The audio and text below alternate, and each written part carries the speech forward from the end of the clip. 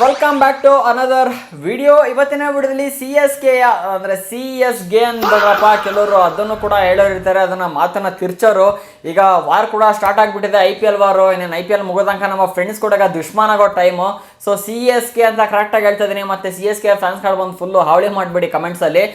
CSK complete review ವಿಡಿಯೋನ ಇವತ್ತಿನ ವಿಡಿಯೋದಲ್ಲಿ ಕೂಡ ಮಾಡ್ತಾ ಇದ್ದೀನಿ. ನೋಡೋಣ ಈ ಒಂದು ಟೀಮ್ 2020ರಲ್ಲಿ ಎಷ್ಟು ಸ್ಟ್ರಾಂಗ್ ಇದೆಯಾ, ವೀಕ್ ಇದೆಯಾ ಅಂತ ಒಂದೊಂದಾಗಿ ಅನಲೈಸ್ ಮಾಡ್ತಾ ಹೋಗೋಣ. ಲಾಸ್ಟ್ ಸೀಸನ್ ನೋಡಿದ್ವಿ ಅಂದರೆ ನಮ್ಮ RCB ಟಾಪ್ ಟೇಬಲ್ ಕುತ್ಕೊಂಡಿತ್ತು. CSK ನೋಡಿದರೆ ಫುಲ್ಲು ಅಂದರೆ 11ನೇ ಪ್ಲೇಸ್ ಇದು, ಅಲ್ಲಿಗೂ ಹೋಗ್ಬಿಡೋದು ಅನಿಸುತ್ತೆ ಲಾಸ್ಟ್ ಸೀಸನ್ನು. ಸೊ ಅಷ್ಟು ಕೆಳಗೆ ಹೋಗ್ಬಿಟ್ಟಿತ್ತು CSK. 10ನೇ ಪ್ಲೇಸಲ್ಲಿ ಕೆಳಗೆ ನೋಡಿದ್ರೆ CSK, ಟೇಬಲ್ ಟಾಪಲ್ಲಿ ನೋಡಿದ್ರೆ RCB. ಒಳ್ಳೆ ಸಿಂಕ್ ಕೂಡ ಆಗಿಬಿಟ್ಟಿತ್ತು. ಈ ಸಲ ನೋಡಬೇಕು CSK ಯಾವ ಥರ ಪರ್ಫಾರ್ಮ್ ಮಾಡುತ್ತೆ. ನಮ್ಮ RCB ಟೀಮ್ ನೋಡಿಬಿಟ್ರು ಅಂದರೂ ಬೇರೆ ಟೀಮ್ಗಳೇ ಫುಲ್ಲು ವೆಟ್ಟಾಗಿಬಿಡುತ್ತೆ. ಆ ಥರ ಇವತ್ತು ಅಂದರೆ ಆ ಥರ ಈ ಸಲ RCB ಟೀಮ್ ರೆಡಿ ಕೂಡ ಆಗಿರುವಂಥದ್ದು. ಬಿಡಿ, ಇವತ್ತಿನ ವಿಡಿಯೋದಲ್ಲಿ ಆ CSK ಮೇಲೆ ವಿಡಿಯೋ ಮಾಡ್ತಿರೋದ್ರಿಂದ CSK ಟೀಮ್ ಯಾವ ಥರ ಇದೆ ಅಂತ ಒಂದೊಂದಾಗೆ ನೋಡ್ತಾ ಹೋಗೋಣ. ಮತ್ತು ಈಗ ತುಂಬ ಚೇಂಜಸ್ನ ಕೂಡ ಮಾಡ್ಕೊಂಡಿದ್ದಾರೆ. ಅದಾದಮೇಲೆ ಲಾಸ್ಟ್ ಸೀಸನ್ IPL ಅಲ್ಲಿ ಅವರು ಫುಲ್ಲು ರ್ಯಾಂಕಿಂಗ್ನ ಕಡಿಮೆ ಮಾಡ್ಕೊಳ್ತದಂಗೆ, ಪಾಯಿಂಟ್ಸ್ ಟೇಬಲಲ್ಲಿ ಡೌನ್ ಆಗ್ತದಂಗೆ ತುಂಬ ಒಂದು ಟ್ರೋಲ್ ಕೂಡ ಆಗಿಬಿಡ್ತು, ವಯಸ್ಕರ ಟೀಮು ಹಾಗೆ ಹೀಗೆ ಅಂತ. ಪಾಪ ಇಷ್ಟೆಲ್ಲ ನೀವು ಅವರಿಗೆ ನೋವು ಕೊಟ್ಬಿಟ್ರೆ ಇನ್ನೇನು ಮಾಡ್ಕೊಳ್ತಾರೆ ಹೇಳಿ. ಈ ಸಲ ಒಳ್ಳೆ ಚೇಂಜಸ್ನ ಕೂಡ ಮಾಡ್ಕೊಂಡಿದ್ದಾರೆ, ಒಳ್ಳೊಳ್ಳೆ ಪ್ಲೇಯರ್ನ ಪರ್ಚೇಸ್ ಕೂಡ ಮಾಡಿದ್ದಾರೆ. ಸೊ ಈಗ ರೀಸೆಂಟಾಗಿ ಸಂಜು ಸ್ಯಾಮ್ಸನ್ನ ಕೂಡ ಹಾಕೊಂಡಿದ್ದಾರೆ. ಸೊ ಯಾವ ಥರ ಇದೆ ಟೀಮು ಕಂಪ್ಲೀಟಾಗಿ ತಿಳಿಸ್ಕೊಡ್ತೀನಿ ಇವರು. ವಿಡಿಯೋ ಲಾಸ್ಟ್ ತನಕ ನೋಡಿ. ಚಾನಲ್ ಸಬ್ಸ್ಕ್ರೈಬ್ ಮಾಡದೆ ವಿಡಿಯೋ ನೋಡ್ತಿದ್ದೀರಾ ಅಂದರೆ ಬೇಗ ಸಬ್ಸ್ಕ್ರೈಬ್ ಮಾಡ್ಕೊಳ್ಳಿ. ಇದೇ ರೀತಿ ಕ್ರಿಕೆಟ್ ಅಪ್ಡೇಟ್ಸ್ ಮಸ್ತ್ ಮಜಾ ಮಾಡೋಣ ಅಂತ ಸಬ್ಸ್ಕ್ರೈಬ್ ಮಾಡಿ, ನೋಟಿಫಿಕೇಶನ್ ಆಲ್ ಮಾಡ್ಕೊಳ್ಳಿ. ವಿಡಿಯೋಗೆ ಲೈಕ್ ಹಾಕಿಲ್ಲ ಅಂದರೆ ಹಾಕಿ ಒಂದು ಲೈಕ್. ಈ ಸಲ ಮೊದಲನೇದಾಗಿ ಏನು ಶಾಕಿಂಗ್ ನ್ಯೂಸ್ ಅಂದರೆ ಈ ಸಲ ರವೀಂದ್ರ ಜಡೇಜನ ತೆಗೆದು ರಾಜಸ್ಥಾನ್ ರಾಯಲ್ಸಿಗೆ ಹಾಕೊಂಡಿದ್ದಾರೆ. ರಾಜಸ್ಥಾನ್ ರಾಯಲ್ಸಲ್ಲಿದ್ದ ಯಾರು ಸಂಜು ಸ್ಯಾಮ್ಸನ್ನ ತೆಗೆದು CSKಗೆ ಹಾಕೊಂಡಿದ್ದಾರೆ. ಸುಮಾರು 18 ಕೋಟಿಗೆ ಟ್ರೇಡ್ ಆಗಿರೋದು. ಇದು IPL ಇಷ್ಟರಲ್ಲೇ ದೊಡ್ಡ ಟ್ರೇಡ್ ಅಂತ ಕೂಡ ಹೇಳ್ತಾ ಇದ್ದಾರೆ. ಸೊ ಈ ಸಲ ಸಂಜು ಸ್ಯಾಮ್ಸನ್ ಯಾವ ಥರ ಪರ್ಫಾರ್ಮ್ ಮಾಡ್ತಾರೆ ನೋಡಬೇಕು. ಪರ್ಫಾರ್ಮ್ ಮಾಡ್ತಾರೆ ಅಂತ ಹೋಪ್ ನನಗಿದೆ. ಏನಕ್ಕೆ ಆಲ್ರೆಡಿ ಕಮ್ ಬ್ಯಾಕ್ ಮಾಡಿಬಿಟ್ಟಿದ್ದಾರೆ. T20 ವರ್ಲ್ಡ್ ಕಪ್ಪಲ್ಲಿ ನೋಡಿದರೆ ಲಾಸ್ಟ್ 3 ಮ್ಯಾಚ್ ಕೂಡ 97, 89 ರನ್ನ ಹೊಡೆದು ಫುಲ್ಲು ಬೆಂಕಿ ಮಾಡಾಕಿದ್ದಾರೆ. ಸೊ ಅದೇ ಕಾರಣದಿಂದ ಈಗ CSK ಅವರು ಸಂಜು ಸ್ಯಾಮ್ಸನ್ನ ಪರ್ಚೇಸ್ ಕೂಡ ಮಾಡಿದರೆ ಅಂದರೆ ಓಪನರ್ ಆಗಿ ಡೈರೆಕ್ಟಾಗಿ ಇಳಿತಿದ್ದಾರೆ. ಸಂಜು ಸ್ಯಾಮ್ಸನ್ ಜೊತೆಗೆ ಯಾರು ಆಯುಷ್ ಮಾತ್ರೆ ಅಂತಾರೋ ಇದಾನಲ್ಲ, ಸೊ ಅವನು ಇಬ್ಬರು ಕೂಡ ಓಪನರ್ ಕೂಡ ಇಳಿತಿದ್ದಾರೆ CSK ಕಡೆಯಿಂದ ಈ ಸಲ. ಸೊ ಮುಂಚೆ ಏನಾಗೋದು ಅಂದರೆ CSKಲಿ ಮಿಡಲ್ ಆರ್ಡರ್ ಬ್ಯಾಟ್ಸ್ಮನ್ಸ್ಗಳು ಸ್ವಲ್ಪ ಆಡ್ಕೊಡ್ಬೇಕಾಗಿತ್ತು, ಇಲ್ಲಾಂದರೆ ಲಾಸ್ಟಿಗೆ ಧೋನಿ ಬಂದು ಆಡ್ಕೊಡ್ಬೇಕಾಗಿತ್ತು, ಇಲ್ಲಾಂದ್ರೆ ಸ್ವಲ್ಪ ಕಷ್ಟ ಕೂಡ ಆಗಿತ್ತು ಲಾಸ್ಟ್ ಸೀಸನು. ಆದರೆ ಈ ಸಲ ಆ ಥರ ಪ್ರಾಬ್ಲಮ್ ಆಗಬಾರ್ದು ಅಂತ ಸ್ಟಾರ್ಟಿಂಗ್ ಇಂದಾನೆ ಒಂದು ಒಳ್ಳೆ ಓಪನರ್ನ ಕೂಡ ಈ ಸಲ ಇಡಿಸ್ತಿದ್ದಾರೆ ಸಂಜು ಸ್ಯಾಮ್ಸನ್ ಮತ್ತು ಆಯುಷ್ ಮಾತ್ರ. ಅದಾದ್ಮೇಲೆ ಹೊಸ ಪ್ಲೇಯರ್ಸ್ನ ಕೂಡ ತಗೊಂಡಿದ್ದಾರೆ. ಪ್ರಶಾಂತ್ ವೀರ್ ಆಗಿರ್ಬೋದು, ಸುಮಾರು 14 ಕೋಟಿ ಸಮಥಿಂಗ್ ಅಮೌಂಟನ್ನು ಕೂಡ ತಗೊಂಡಿದ್ದಾರೆ. ಅದಾದಮೇಲೆ ಪ್ರಶಾಂತ್ ಶರ್ಮಾ. ಸೊ ಇವ್ರನ್ನೇನೋ ತಗೊಂಡಿದ್ದಾರೆ ಅಂದರೆ ವಿಕೆಟ್ ಕೀಪರ್ ಕೂಡ ಆಗಿದ್ದಾರಲ್ಲ. ಈಗ ನೆಕ್ಸ್ಟು ಧೋನಿ ಏನಾದರೂ ರಿಟೈರ್ಮೆಂಟ್ ತಗೊಂಡ್ಬಿಟ್ರು IPL ಇಂದ ಅಂದರೆ ಸೊ ಆ ಪ್ಲೇಸಿಗೆ ಬೇಕಲ್ಲ ಅವರು ಫಿಲ್ ಔಟ್ ಮಾಡೋಕ್ಕೆ. ಸೊ ಹಾಗಾಗಿ ಈಗಲೇ ಪ್ರಶಾಂತ್ ಶರ್ಮಾನ ಒಂಥರ ಉತ್ತರಾಧಿಕಾರಿಯಾಗಿ ಈಗ ತಗೊಂಡಿರುವಂಥದ್ದು. ಅವ್ರನ್ನ ಟ್ರೈನ್ ಕೂಡ ಮಾಡ್ತಾ ಹೋಗ್ತಾರೆ. ಈಗ ಧೋನಿ ಕಡೆಯಿಂದ ಕೆಲವೊಂದು ಅಪ್ಡೇಟ್ಗಳು ಕೂಡ ಬರ್ತಾ ಇದೆ. ವರ್ಷ ಧೋನಿ ಅವ್ರು ಹೇಳ್ತಾನೆ ಇದ್ದಾರೆ ಈ ವರ್ಷ ಲಾಸ್ಟ್ IPL ಅಂತ. ಆದರೆ ಅದನ್ನು ಮುಂದೂಡ್ಕೊಂಡು ಹೋಗ್ತಾನೆ ಇದ್ದಾರೆ. ಮತ್ತೆ ಇನ್ನೊಂದು IPL ಬರ್ತಂಗೆ ಇಲ್ಲ, ನನ್ನ ಫ್ಯಾನ್ಸಿಗೋಸ್ಕರ ಆಡ್ತೀನಿ ಅಂತ ಹೇಳ್ತಾ ಇದ್ದಾರೆ. ಸೊ ಬೇಕು ಧೋನಿ ಇದ್ರೆ ಮಾತ್ರ CSK ಟೀಮಿಗೆ ಒಂದು ಕಳೆಗುರು, ಇಲ್ಲಾಂದರೆ ಅದು CSK ಟೀಮ್ ಅಂತ ಅನ್ಸ್ಕೊಳ್ಳೋದೆಲ್ಲ. ಈಗ RCBಲಿ ಯಾವ ಥರ ಕೊಹ್ಲಿ ಇದ್ರೆ ಮಾತ್ರ ಕಳೆನೋ ಅದೇ ರೀತಿಯಾಗಿ CSKಲಿ ಧೋನಿ ಇದ್ರೆ ಮಾತ್ರ ಕಳೆ. ಏನಂತೀರ ಅದಕ್ಕೆ? ಇನ್ನು ಮೊದಲನಾಗಿ ಬ್ಯಾಟಿಂಗ್ ಡಿಪಾರ್ಟ್ಮೆಂಟ್ ಕಡೆ ಹೋಗೋದಾದ್ರೆ ನಾವಾಗಲೇ ಹೇಳ್ದಂಗೆ ಸ್ಟಾರ್ಟಿಂಗು ಸಂಜು ಸ್ಯಾಮ್ಸನ್ ಮತ್ತೆ ಆಯುಷ್ ಮಾತ್ರ ಓಪನರ್ ಆಗಿ ಕೂಡ ಬರ್ತಾರೆ. ಸಂಜು ಸ್ಯಾಮ್ಸನ್ ಸ್ಟಾರ್ಟ್ಸ್ ಬಗ್ಗೆ ನಿಮಗೆ ಹೇಳೋದೇ ಬೇಕಾಗಿಲ್ಲ. T20 ವರ್ಲ್ಡ್ ಕಪ್ಪಲ್ಲಿ ಫುಲ್ಲಿ ಬೆಂಕಿ ಬೆರಗಾಳಿನ ಬಾರಿಸ್ಬಿಟ್ಟಿದ್ದಾರೆ ಅಕ್ಕಂಡಿ ಹಂಗೆ ಯಾರಿಗೆ ಅಪೋನೆಂಟ್ ಟೀಮ್ಸ್ಗಳಿಗೆ. ಅದಾದಮೇಲೆ ಆಯುಷ್ ಮಾತ್ರ ಕೂಡ ಅಷ್ಟೇ ಒಳ್ಳೆ ಸ್ಟಾಟ್ಸನ್ನು ಕೂಡ ಹೊಂದಿದ್ದಾರೆ. ಲಾಸ್ಟ್ ಸೀಸನಲ್ಲಿ ಏನಪ್ಪ RCB ಅಗೇನ್ಸ್ಟು ಒಳ್ಳೆ ಸ್ಕೋರ್ನ ಕೂಡ ಮಾಡಿದ್ದಾರೆ. ಕೇವಲ 48 ಬಾಲಲ್ಲಿ 94 ರನ್ನ ಹೊಡೆದಿರೋದು ಆಯುಷ್ ಮಾತ್ರ. ಆ ಸೀಸನಲ್ಲಿ ಆಯುಷ್ ಮಾತ್ರೆಯ ಒಂದು ಸ್ಟ್ರೈಕ್ ರೇಟ್ 188 ಸಮಥಿಂಗ್ ಕೂಡ ಇದೆ. ಸೊ ಇವರ ಒಂದು ಓಪನಿಂಗು ಈ ಸಲ ಒಂದು ಒಳ್ಳೆ ಹುಚ್ಚನ್ನ ಎಬ್ಸ್ಬೋದು ಅನ್ಸುತ್ತೆ ನನ್ನ ಪ್ರಕಾರ. ಏನಕ್ಕೆ ಅಂದರೆ ಈ ಕಡೆ ಸಂಜು ಸ್ಯಾಮ್ಸನ್ ಕೂಡ ಒಳ್ಳೆ ಫಾರ್ಮಲ್ಲಿ ಕೂಡ ಇದ್ದಾರೆ, ಇನ್ನು ಆಯುಷ್ ಮಾತ್ರ ಕೂಡ ಅಷ್ಟೇ ಅದೇ ರೀತಿಯಾಗಿ ಫಾರ್ಮನ್ನು ಕಂಟಿನ್ಯೂ ಮಾಡ್ಕೊಂಡ್ರು ಅಂದರೆ ಒಂದು ಒಳ್ಳೆ ಓಪನಿಂಗ್ CSKಗೆ ಸಲ ನೋಡೋಕ್ಕೆ ಸಿಗ್ಬೋದು.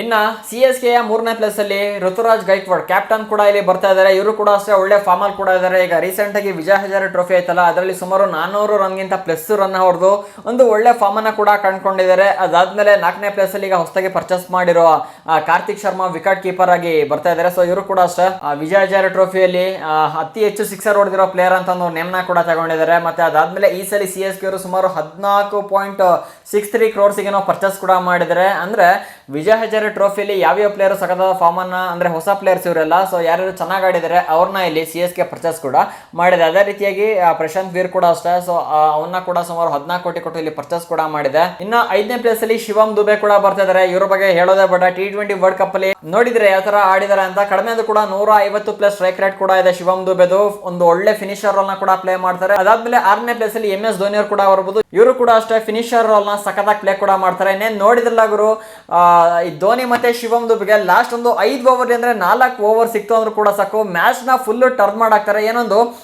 ಎಕ್ಸಾಂಪಲ್ ಆಗಿ ಹೇಳ್ತಿದ್ದೀನಿ, CSK ಒಂದು ಫಸ್ಟ್ ಇನ್ನಿಂಗ್ಸ್ ಅಲ್ಲಿ 120 ರನ್ ನೋಡಿದಿರುತ್ತೆ ಅನ್ಕೊಳ್ಳಿ. ಅದಾದ್ಮೇಲೆ ಹೋಗ್ತಾ ಹೋಗ್ತಾ ಧೋನಿಗೆ ಬ್ಯಾಟಿಂಗ್ ಸಿಕ್ತು, ಅದಾದ್ಮೇಲೆ ದುಬೆಗೆ ಬ್ಯಾಟಿಂಗ್ ಸಿಕ್ಬಿಡ್ತು ಅಂದ್ರೆ ಮ್ಯಾಚ್ ಫುಲ್ ಟರ್ನ್. ಅದು ಜಸ್ಟ್ ಒಂದು 4 ಓವರ್ ಅಲ್ಲಿ ಎಕ್ಸ್ಟ್ರಾ ಒಂದು 30-40 ರನ್, ಇಲ್ಲಾಂದ್ರೆ 40-50 ರನ್ ಹೊಡೆಯೋ ಕೆಪಾಸಿಟಿ ಇಬ್ಬರಿಗೆ ಆರಾಮಾಗಂತೂ ಇದೆ. ಸೊ ಇವರಿಬ್ರು ಫೀಲ್ಡ್ ಅಲ್ಲಿ ಸೆಟ್ ಆಗಿಬಿಟ್ರು ಅಂದ್ರೆ ಫಿನಿಶರ್ ಆಗಿ ಫುಲ್ ಬೆಂಕಿ ಬಿರುಗಾಳಿನೇ ಅಂತ ಅನ್ಕೊಳ್ಳಿ. ಆ ಮ್ಯಾಚ್ ಫುಲ್ 6 ಮೇಲೆ 6, 4 ಮೇಲೆ 4. ಇನ್ನೇನು ಶಿವಮ್ ದುಬೆದು ಇನ್ನಿಂಗ್ಸ್ ಯಾವ ತರ ಇತ್ತು ಅಂತ ಈಗಾಗಲೇ ನಾವು T20 ವರ್ಲ್ಡ್ ಕಪ್ ಅಲ್ಲಿ ನೋಡಿದೀವಿ. ಸೊ ಅದೇ ಇಲ್ಲಿ ಕಂಟಿನ್ಯೂ ಆಯ್ತು ಅಂದ್ರೆ ಹಬ್ಬದೂಟ CSK ಫ್ಯಾನ್ಸಿಗೆ. ಅದಾದ್ಮೇಲೆ ಡೇವಾಲ್ಡ್ ಬ್ರೆವಿಸ್ ಕೂಡ ಇದಾರೆ. ಸೊ ಇವರು ಒಂಥರ ಬೇಬಿ AB ಅಂತ ಕೂಡ ಕರೀತಾರೆ. ಸೊ ಇವ್ರನ್ನ ಕರೆಯೋದು ನಂಗೆ ಕನ್ಫ್ಯೂಸ್ ಆಗ್ಬಿಟ್ಟಿದೆ. ಸೊ ಇವ್ರನ್ನೇ ಅನ್ಸುತ್ತೆ ಡೇವಾಲ್ಡ್ ಬ್ರೆವಿಸ್ ನ ಬೇಬಿ AB ಅಂತ ಕೂಡ ಕರೀತಾರೆ. ಅದಾದ್ಮೇಲೆ CSK ಕೂಡ ಅಷ್ಟೇ ಸುಮಾರು 8ನೇ ಲೈನಪ್ ತನಕ ಬ್ಯಾಟ್ಸ್ಮನ್ಸ್ಗಳು ಕೂಡ ಇದ್ದಾರೆ. ಸೇಮ್ RCB ತರನೇ RCB ಕೂಡ ಅಷ್ಟೇ ಸುಮಾರು 8ನೇ ಲೈನಪ್ ತನಕ ಬ್ಯಾಟ್ಸ್ಮನ್ಸ್ಗಳು ಕೂಡ ಇದ್ದಾರೆ. ಸೊ ಇಲ್ಲೂ ಕೂಡ ಅಷ್ಟೇ ಸಲಿ ಸ್ವಲ್ಪ ಟೀಮನ್ನು ಸ್ಟ್ರಾಂಗ್ ಮಾಡ್ಕೊಂಡಿರೋದ್ರಿಂದ ಯಾರು ಸಂಜು ಸ್ಯಾಮ್ಸನ್, ಕಾರ್ತಿಕ್ ಶರ್ಮಾ ಅಂತ ಯಾರು ಹೊಸಬ್ರು ಬಂದಿದಾರಲ್ಲ ಅವ್ರ ಕಡೆಯಿಂದ ಸ್ವಲ್ಪ, ಅದಾದ್ಮೇಲೆ ಶಿವಮ್ ದುಬೆ ಮತ್ತೆ ಋತುರಾಜ್ ಗೈಕ್ವಾಡ್, ಸೊ ಇಷ್ಟು ಜನ ಫಾರ್ಮಿಗೆ ಬಂದ್ರು ಕೂಡ ಸಾಕು, ಆರಾಮಾಗಿ ಟೀಮನ್ನ ಒಂದು ಒಳ್ಳೆ ಹಂತಕ್ಕೆ ಈ ಸಲ ತಗೊಂಡು ಹೋಗ್ಬೋದು. ಇನ್ನು CSK ಟೀಮ್ ನ ಬೌಲಿಂಗ್ ಡಿಪಾರ್ಟ್ಮೆಂಟ್ ಕಡೆ ಬರೋದ್ರೆ ಈ ಸಲ ರೀಸೆಂಟ್ ಆಗಿ ದೊಡ್ಡ ಹೊಡೆತ ಕೂಡ ಬಿತ್ತು CSKಗೆ. ನತನ್ ಎಲಿಸ್ ಇಲ್ಲಿಂದ ರೂಲ್ ಔಟ್ ಕೂಡ ಆಗಿರೋದು. ಅಂದ್ರೆ ಮತೀಶ್ ಪತಿರಾಣ ಜಾಗಕ್ಕೆ ಇವ್ರನ್ನ ಹಾಕೊಂಡಿದ್ರು. ಆದ್ರೆ ಈಗ ನತಿನ್ ಎಲಿಸ್ ಕೂಡ ಕೈ ಕೊಟ್ಟಿರೋದ್ರಿಂದ ಈಗ ಅವ್ರ ಪ್ಲೇಸಿಗೆ ಈಗ ಸೌತ್ ಆಫ್ರಿಕಾದ ಪ್ಲೇಯರ್ ಯಾರಪ್ಪ ಅದು OTನಲ್ಲಿ ಬಾಟ್ಮನ್ ಹಾಕೋಬಹುದು ಅಂತ ನ್ಯೂಸ್ ಕೂಡ ಬರ್ತಿದೆ. ಅದ್ ಬಿಟ್ರೆ 2 ಬೇರೆ ಸಪ್ರೇಟ್ ಆಪ್ಷನ್ಸ್ಗಳು ಕೂಡ ಇದೆ. ಆಸ್ಟ್ರೇಲಿಯಾ ಪ್ಲೇಯರ್ ಅಬಾಟ್, ಇಲ್ಲಾಂದ್ರೆ ಕೋಡ್ಸಿ ಅಂತಾರ ಇದೆಲ್ಲ ಸೌತ್ ಆಫ್ರಿಕಾದವರು. ಆ 3 ಜನದಲ್ಲಿ ಒಬ್ಬರನ್ನ ಯಾರನ್ನ CSK ಸೆಲೆಕ್ಟ್ ಮಾಡ್ಕೊಬಹುದು. ಸೊ ಇದಂತೂ ಸಖತ್ ಹೊಡ್ತಾ ಕೂಡ ಬಿದ್ಬಿಡ್ತು. ಈ ಕಡೆ ಮತೀಶ್ ಪತಿರಾಣನ KKR ಅವ್ರು ತಗೊಂಡ್ರ. ಸೊ ಹಾಗಾಗಿ ಈಗ ನತಿನ್ ಎಲಿಸ್ನ ಜಾಗಕ್ಕೆ ಫಿಲ್ ಔಟ್ ಮಾಡ್ಕೋಬಹುದು ಅಂತ ಅನ್ಕೊಂಡಿದ್ರು. ಆದ್ರೆ ಈಗ ಅವರು ಹೊರಗೆ ಹೋಗಿರೋದ್ರಿಂದ ಅವ್ರ ಜಾಕೆ ಈಗ ಈ 3 ಆಪ್ಷನ್ ಅಲ್ಲಿ ಯಾರನ್ನಾರು ಒಬ್ರನ್ನ ಹಾಕೊಬೋದು. ಸೊ ಅವ್ರನ್ನ ಹಾಕೊಂಡಾದ್ಮೇಲೆ ಈಗ ಅಂದ್ರೆ ಅದೇ ಯಾರು ಒಬ್ರನ್ನ ಹಾಕೊಂಡಾದ್ಮೇಲೆ ಕೂಡ ಅಷ್ಟೇ ಬೌಲಿಂಗ್ ಡಿಪಾರ್ಟ್ಮೆಂಟ್ ಸ್ವಲ್ಪ ಬ್ಯಾಲೆನ್ಸ್ ಆಗಿ ಕೂಡ ಆಗುತ್ತೆ. ನತಿನ್ ಎಲಿಸು ಸಖತ್ತಾದ ಒಂದು ಫಾರ್ಮಲ್ಲಿ ಕೂಡ ಇದ್ರು, ಅದಾದ್ಮೇಲೆ ಒಳ್ಳೆ ಬೌಲರ್ ಕೂಡ ಆಗಿದ್ರು. ಅವ್ರೀಗ ಹೊರಗಡೆ ಹೋಗಿರೋದು CSK ದೊಡ್ಡ ಹೊಡೆತ ಕೂಡ ಬೀಳುತ್ತೆ. ಅದಾದ್ಮೇಲೆ ಇವ್ರು ಬಿಟ್ರು ಅಂದ್ರೆ ಯಾರ್ಯಾರಿದ್ದಾರೆ CSK ಬೌಲಿಂಗ್ ಡಿಪಾರ್ಟ್ಮೆಂಟ್ ಅಲ್ಲಿ ಅಂದ್ರೆ Khaleel Ahmed left hand bowler ಕೂಡ ಆಗಿದ್ದಾರೆ, ಪೇಸರ್ ಕೂಡ ಆಗಿದ್ದಾರೆ. ಪವರ್ ಪ್ಲೇ ಅಲ್ಲಿ ಒಂದೊಳ್ಳೆ ಕಂಟ್ರೋಲ್ ಮಾಡೋ ಕೆಪಾಸಿಟಿ ಖಲೀಲ್ ಅಹಮದಿಗೆ ಕೂಡ ಇದೆ. ಅದಾದ್ಮೇಲೆ Matt Henry, so recent form ಅಲ್ಲಿ ಕೂಡ ಇದ್ದಾರೆ, ನ್ಯೂಜಿಲೆಂಡ್ ಪ್ಲೇಯರ್. ಅದಾದ್ಮೇಲೆ ನೂರ್ ಅಹಮದ್ ನ ಕೂಡ ಇಲ್ಲಿ ಪರ್ಚೇಸ್ ಕೂಡ ಮಾಡಿದ್ರೆ, ಸುಮಾರು ಎಷ್ಟೋ ಕೋಟಿಗೆ ಪರ್ಚೇಸ್ ಅನ್ನ ಕೂಡ ಮಾಡಿದ್ರಲ್ಲ. ಸೊ ಅವರು ಕೂಡ ಒಂದು ಒಳ್ಳೆ ಪ್ಲೇಯರ್ ಕೂಡ ಆಗಿದ್ದಾರೆ ನೂರ್ ಅಹಮದ್.